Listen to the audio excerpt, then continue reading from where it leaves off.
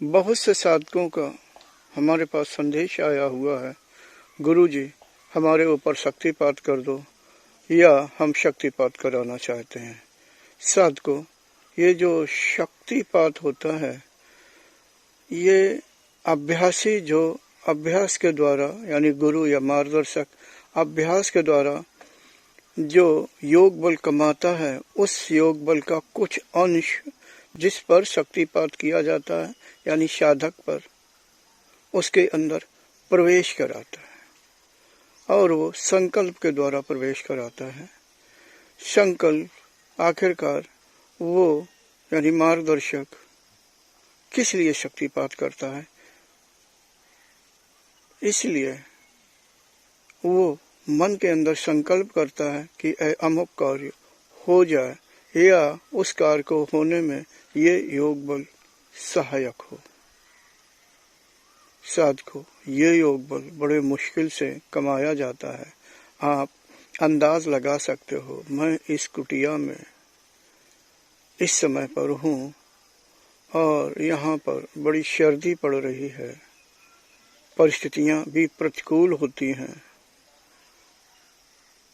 बहुत कम आवश्यकताओं में ही जीवन को व्यतीत करके कठोर अभ्यास करने के बाद योग बल जो मिलता है मुझे या पैदा होता है या उत्पन्न होता है या संग्रह होता है उसका कुछ अंश हम साधकों पर शक्तिपात के द्वारा प्रवेश कराते हैं। आपने देखा होगा जब जब मैंने शिविर किया है, साधक चाहे जितने आए हो सभी पर मैंने शक्तिपात किया हो। शक्तिपात करते समय किसी प्रकार का भेदभाव नहीं किया है और करना भी नहीं चाहिए। तो साधकों, जो कमाई होती है वो दी जाती है, यानी योगी जो अभ्यास के द्वारा कमाता है वो साधक को देता है। ऐसा समझो, अगर कोई संसारी व्यक्ति रुपयों को या किसी प्रकार के धन को कमाता है या कोई वस्तु उसके पास है वो दान दे दे, ये तो संसारी चीज है। लेकिन योग बल उसका मृत्यु के बाद काम आता है। जो अभ्यासी या जो शक्तिपात करने वाला होता है उसके लिए योग बल अति आवश्यक है और सदैव कार्य करता है। मृत्यु के बाद ही नहीं, जब वो अगला जन्म लेता है उसका प्रभाव उस पर पड़ता रहता है। मगर जो संसारी व्यक्ति कोई चीज देता है वो सिर्फ तभी तक उसके पास होती है या तभी तक स्वामी रह सकता है जब तक वो जीवित है। जब वो मृत्यु को प्राप्त होता है इसके बाद वो चाहे जिस प्रकार का धन हो, चल यानी संपत्ति हो, वो सब कुछ यहीं छोड़ के जाना पड़ता है।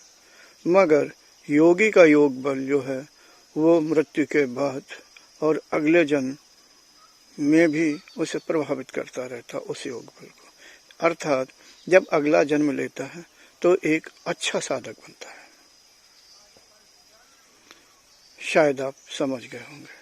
बहुत से साधक जो ये कहते हैं कि गुरुजी शक्तिपात हमारे कर दो, तो मैं यही कहना चाहूँगा कि पहले कठोर अभ्यास करो, जब उचित समय आता है तब मार्गदर्शक शक्तिपात करता है। ये नहीं है कि अभी आपने अभ्यास किया ही नहीं या अभी उचित समय आया ही नहीं और शक्तिपात कर दो, तो उससे क्या फर्क पड़ेगा।